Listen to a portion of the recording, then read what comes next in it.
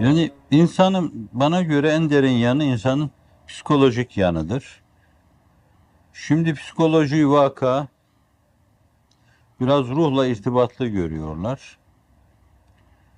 Fakat insanın metafizik yanı denebilir belki buna.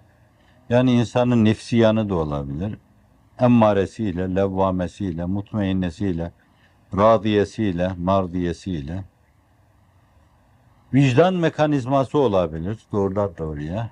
Letaif-i Rabbaniyesiyle, hissiyle, şuuruyla, iradesiyle. Hatta bunların netice itibariyle elde edilecek gayetul gayasıyla. Bunların hepsinin aynı zamanda hedeflediği bir şey var. Üstadımız Hutbe-i Şamiye'nin sonunda işaret ediyor o gayetul gayeye. Hepsiyle hedeflenen şeylere işaret ediyor. İsterseniz bu ezanı dinleyelim. Şimdi arz ettiğim hususlar insanın bizim insan adına bildiğimiz, tanıdığımız yanlarından daha önemli yanlarını teşkil ediyor.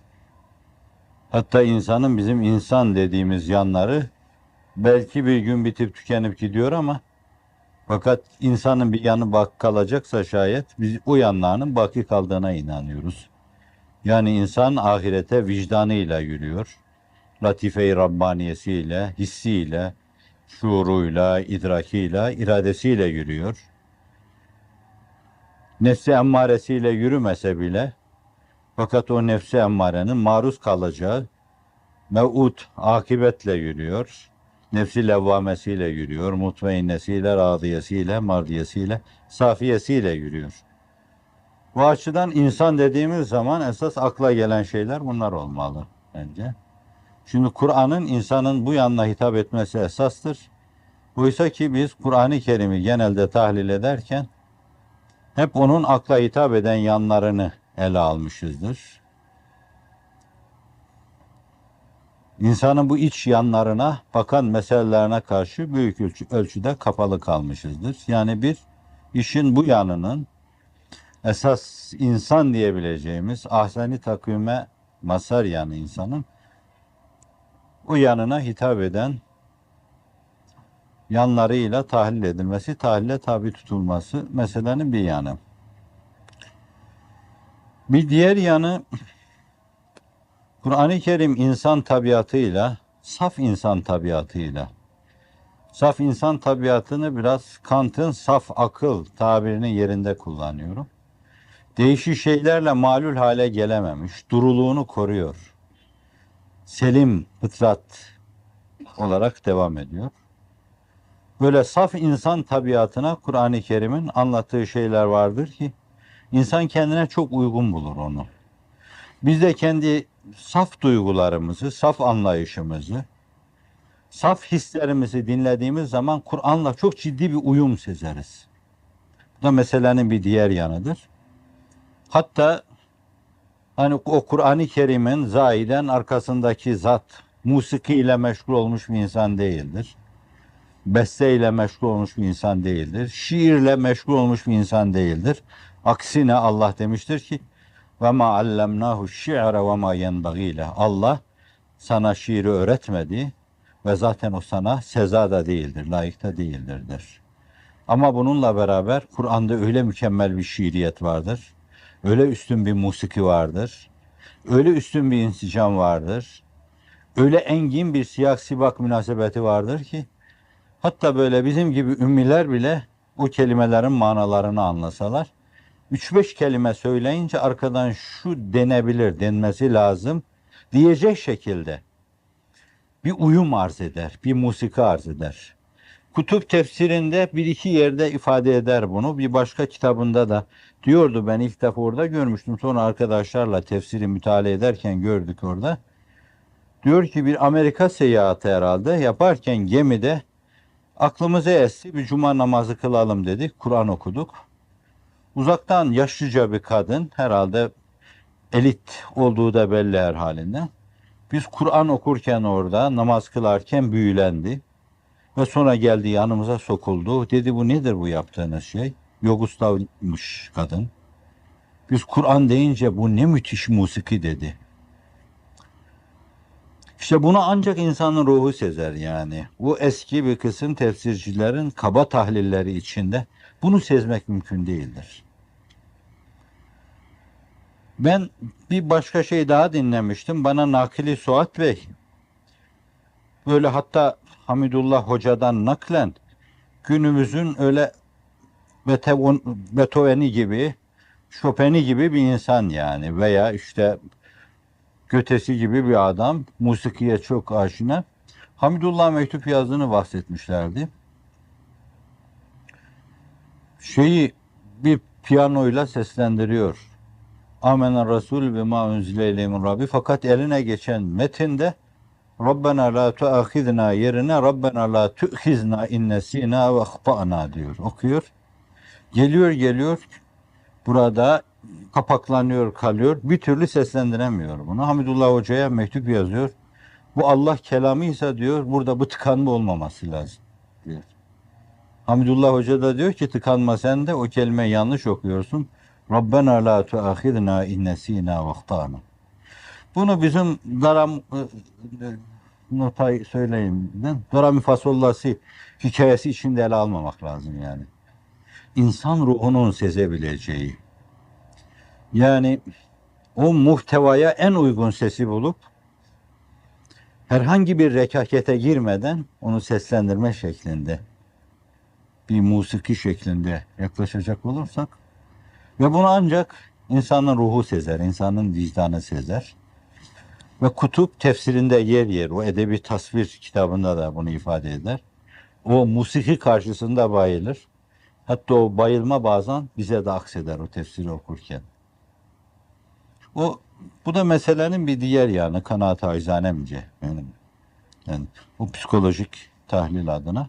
Buna karşı da kapalı kalınmıştır. İzah edilmesi gerekli o dediğimiz husus üzerinde etütler yapılarak izah edilmesi gerekli olan husus budur. Bir diğer üçüncü yanı şudur. Kur'an-ı Kerim'e çok uzun boylu baştan sona kadar defaatla üzerinde durdum da öyle söylüyorum zannetmeyin. Fakat genelde bana aksi fikir verebilecek bir şeyle de karşılaşmadım. Belki her Kur'an okuyuşumda bugün bile ihmal etmeden her gün bir cüz yine dikkatlice okumaya çalışırım. Kur'an-ı Kerim'de aksine bu düşüncemi değiştirebilecek bir şeyle karşılaşmadım. Ben hep gördüğüm şey şu oldu. Kur'an-ı Kerim bir taraftan değişik tipte, değişik karakterde insanları konuştururken, onların düşüncelerini ortaya korken o karakterleri çok güzel resmediyor. Az sanatta böyle tecrit düşünceniz varsa hakikaten, yani mesela diyelim bir laubali insanlığı anlatıyorsa orada, malzeme olarak kullandığı şeyler itibariyle o insanın öyle orada kırıttığını görüyor gibi olursunuz. Bunu vicdan seziyor yani. Mesela bir Lut kavmini resmederken orada o insanların yürüyüşleri, orada kullandığı kelimeler itibariyle soluklarını verir nazara. Onların seslerini duyuyor gibi olursunuz. Ve o umumi manzara içinde bu intiza düşüncesiyle bir yönüyle, yani umum o şeyi toplar bir araya getirir, umumdan bir mana çıkarırsınız. Onların livata yapan insanlar olduğuna şahit olursunuz. Bir livatacının sesini soluğunu yakalarsınız orada. O karakteri yakalarsınız orada. Hani bu türlü şeyler sanatta da, daha başka sanatkarlarda da görülmüş. Mesela Shakespeare geçmiş devirleri resmederken Romeo Juliet'te zannediyorum kendi devrinizi yaşamazsınız yani. Sizi elinizden tutar. Çok garip, çok enteresan böyle. Yerin altında bir dünyaya götürür yani. Hamlet'te Necip Fazıl'ın bir adam yaratmakta aynı duyguyu yaşamışımdır böyle. Farklı bir alemde dolaştırır sizleri. Bu çok önemli bir meseledir. Çünkü farklı bir dönemden bahsediliyor. Farklı karakterde insanlardan bahsediyor. Farklı anlayışın hükümran olduğu bir dönemden bahsediyor. Farklı ortaya konuyor. İşte Kur'an-ı Kerim'de bu öyle yaygındır ki, yani müminlikten hiç bahsetmezse, mümin kendi duygularını, düşüncelerini ortaya koyduğu zaman mümin dersiniz bu yani. Mümince duygular böyle anlatılır. Kafirce düşünceler şöyle anlatılır. Münafıkça düşünceler şöyle anlatılır diyebilirsiniz. Ve çok acıdır. Kur'an-ı Kerim'in bu yanı hiçbir zaman nazar itibara alınmamıştır. Başımızdan aşkın mücelletler ortaya konmuştur. Oysa ki bana göre çok önemli geliyor Kur'an-ı Kerim'in bu yanı.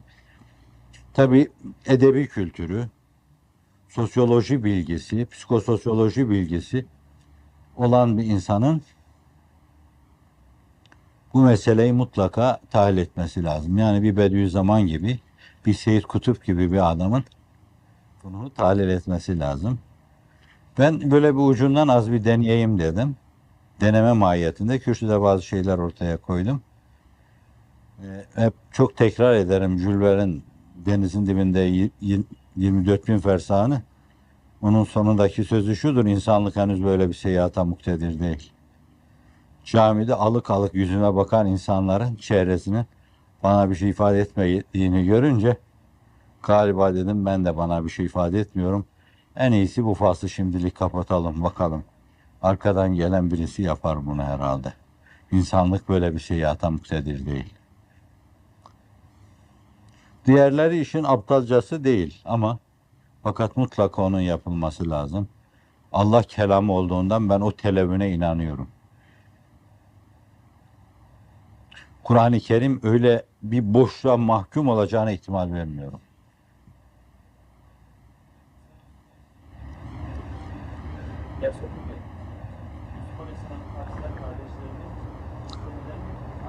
Ben her yerde yani ona hemen şey yaparım. Mesela Zeliha'nın bir genci kandırmak için bir kadın oradaki üslup, vurgular, seçilen kelimeler öyle anlatır ki Yusuf'un masumiyetinin ifadelerinde görürsünüz böyle.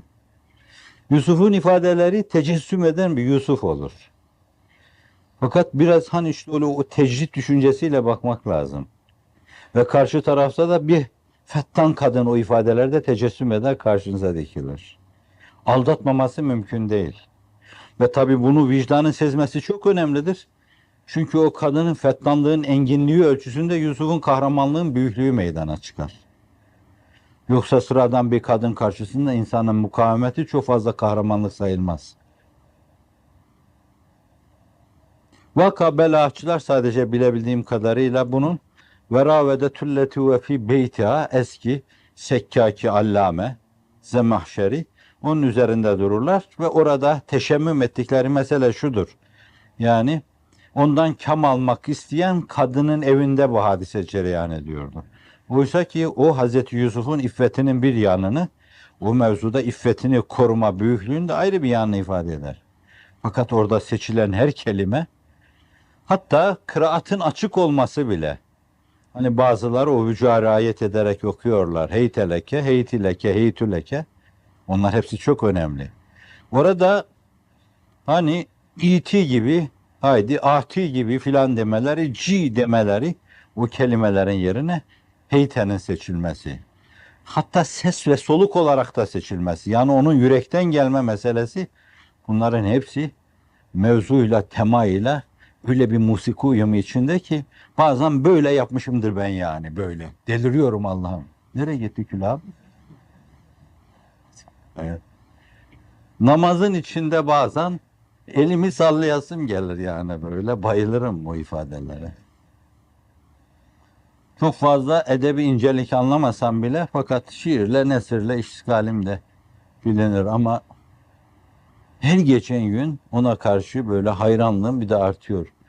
Allah ahir ömrümde beni onunla delirsin isterim yani. Başka hiçbir şey duymayayım.